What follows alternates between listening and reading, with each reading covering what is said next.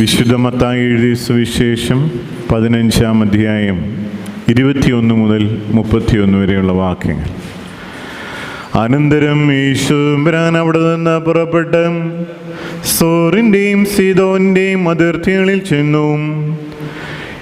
ഇതാ പ്രദേശത്ത് നിന്ന് ഒരു കനാന്യ സ്ത്രീ പുറപ്പെട്ടുവെന്ന് ദാവീദ് പുത്രനായ കർത്താവേ, എന്നിൽ മനസ്സലിയണമേ.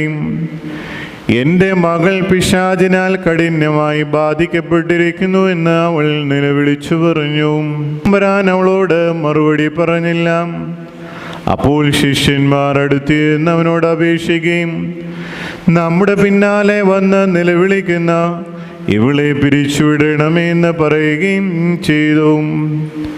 യേശുവരാൻ അവരോട്, ഇസ്രായേലിൻ്റെ നഷ്ടപ്പെട്ടുപോയ ആടുകളുടെ അടുക്കലേക്കല്ലാതെ ഞാൻ